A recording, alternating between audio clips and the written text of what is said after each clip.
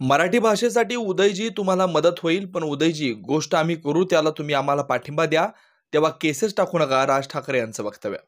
तुमच्या मनात असेल मी कसा इथं, पण उदय सामंत यांनी मला गळ घातली. लोकांना पुरस्कार मिळाला, आम्हाला मात्र तिरस्कार मिळतात. आपण आपल्या भाषेवर ठाम राहिलं पाहिजे, तरच तुम्हाला जग किंमत देतं. आपली मुलं एकमेकांना बोलताना हिंदीमध्ये बोलतात. जय जय महाराष्ट्र माझा असं म्हणता. कुठल्या राज्याचं असं गीत आहे का? हिंद प्रांतावर मराठ्यांनी राज्य केलं, इतर कुणीही राज्य केलेलं नाही. बाकीचं बाहेरून आले. जे राज्यकर्ते होते त्यांची भाषा आपण वृद्धिंगत करायची नाही का? मराठी भाषेसाठी उदयजी तुम्हाला मदत होईल, पण उदयजी गोष्ट आम्ही करू त्याला तुम्ही आम्हाला पाठिंबा द्या, तेव्हा केसेस टाकू नका. मराठी माणसाचं अस्तित्व शहरात असावं यासाठी राज्य सरकारने टिकवलं पाहिजे. आमची लोक आमच्या राज्यात बेघर होणार असतील तर त्याला विकास म्हणत नाहीत. हिमाचल प्रदेशमध्ये तुम्ही जर गेला तर तिथे तुम्हाला जमीन विकत घेता येत नाही, भारतीय असून सुद्धा. पण आमच्याकडं तुम्ही या आमची जमीन घेऊन जा. तुमचं अस्तित्व टिकलं नाही, भाषा कधी टिकेल? मराठी माणसानं अस्तित्व टिकवलं पाहिजे. पुस्तक नवीन मुलांनी वाचली पाहिजेत. साहित्यिकांनी विनंती आहे, तुम्ही मार्ग दाखवायला पाहिजे. साहित्यिक राजकीय मत मांडायचे, आता मला ते दिसत नाही. चांगलं काय वाईट काय समाजाला सांगितलं पाहिजे. नुसती पुस्तकं वाचली जाणार नाहीत. वाचन कमी झालंय. जे काही येतं ते व्हॉट्सअपवर येत आहे.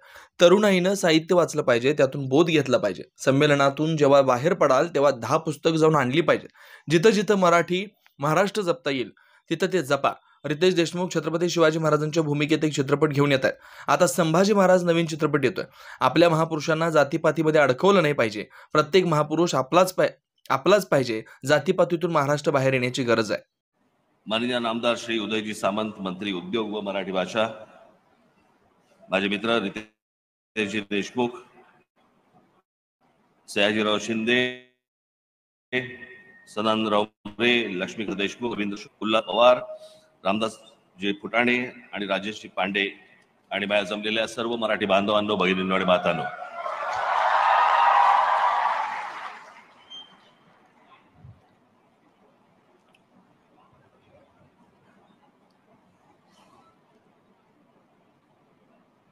तुमच्या मनात असेल की हा कसा इथे शासनाचा कार्यक्रम आहे,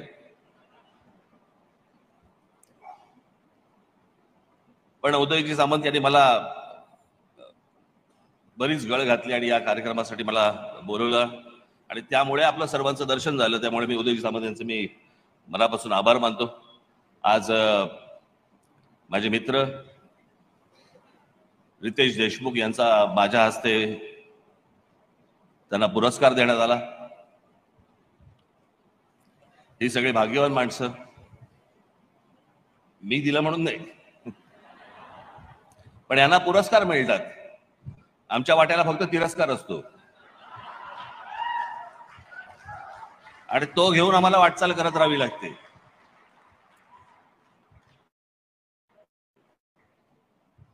पण आज या मराठी भाषेसाठी म्हणून बऱ्याच गोष्टी आपल्याला करण्यासारख्या आहेत. सयाजीरावांचा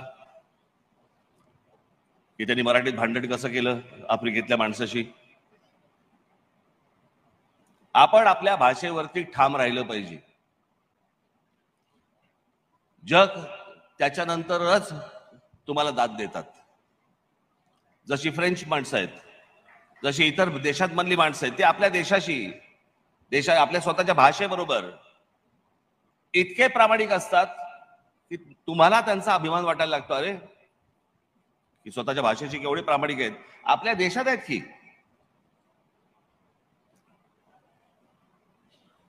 आणि जर बाकीची राज्य जर समजा स्वतःच्या भाषेबद्दल जर समजा अभिमान बाळगून असतील तर आपण दुसऱ्या भाषेमध्ये का बोलायला जातो?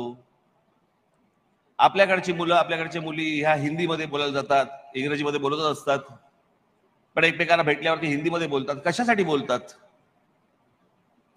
आता आपल्या इथे राष्ट्रगीत लागलं होतं, काय राज्यगीत, जय जय महाराष्ट्र माझा.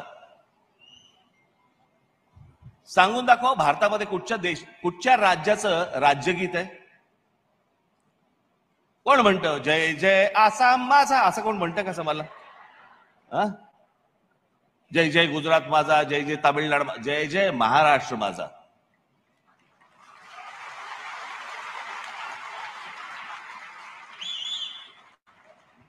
पहिली गोष्ट आपण लक्षात घेतली पाहिजे की आजपर्यंत या भूप्रदेशावरती, ज्याला मी नेहमी सांगत आलो की हिंद प्रांत, कारण हा देश हिंदुस्थान भारत जो काय आहे हा 1947 साली झाला.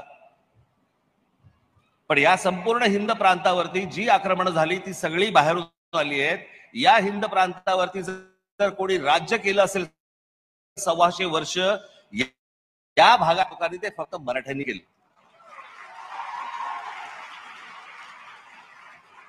इतर कोणीही राज्य केलेलं नाही. बाकीचे आले ते सगळे बाहेरून आलेले लोक आहेत. आणि ज्यांनी राज्य केलं, जे राज्यकर्ते होते, ज्या राज्याची जी भाषा आहे ती भाषा आपण वृद्धिंगत नाही करायची, मग काय करायचं? मगाशी उदयजी सामंत यांनी सांगितलं की मराठी भाषेसाठी म्हणून मी जे सांगेन ते त्या गोष्टीला ते मदत करतील. उदयजी, आपण जे आम्ही सांगू त्या गोष्टीला आपण मदत करालच अशी अपेक्षा आहे. जे आम्ही करू त्यालाही आपण पाठिंबा द्यावा अशी आमची विनंती आहे.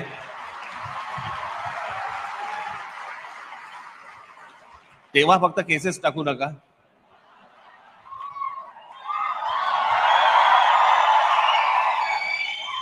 आतापर्यंतचा अनुभव सांगितला आपला, बाकी काही नाही. कारण जे करतोय ते महाराष्ट्रासाठी करतोय, जे मराठी भाषेसाठी करतोय, आमच्या परीने करतोय. तुमची बौद्धिक मशागत करण्यासाठी ही सर्व मंडळी बसलेली आहेत. तिथे मोरे साहेब बसलेले आहेत, बाकीची सगळी मंडळी बसलेली आहेत. आमच्या सदानंदराव मोरेंची व्याख्यानं तुम्ही युट्यूब वरती ऐका. ती ऐकल्यानंतर तुमच्या लक्षात येईल आपण मराठी आहोत म्हणजे काय आहोत.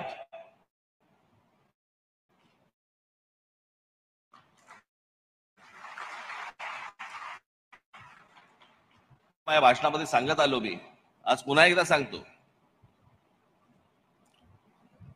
माणसाचं जे अस्तित्व असतं किंवा एखाद्या भाषेचं, त्या समाजाचं जे काही अस्तित्व असतं ना, ते त्या जमिनीवरती असतं.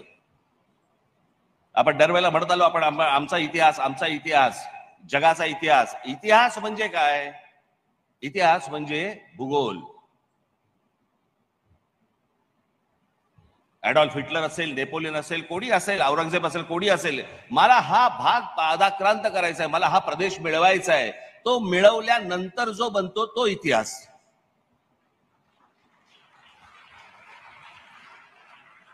तुम्ही इतिहास काढून बघा.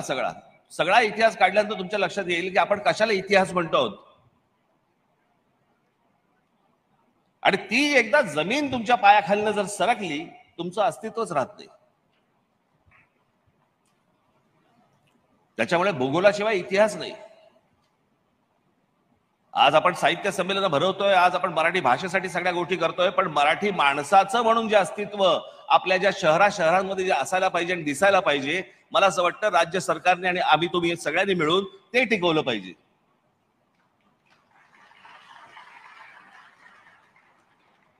नुसत्याच फक्त प्रगतीच्या नावावरती जर आमच्याकडच्या जमिनी फक्त जाणार असतील आणि आमचीच लोक जर समजा आमच्याच राज्यामध्ये बेघर होणार असतील, मला असं वाटतं त्याला विकास नाही म्हणत.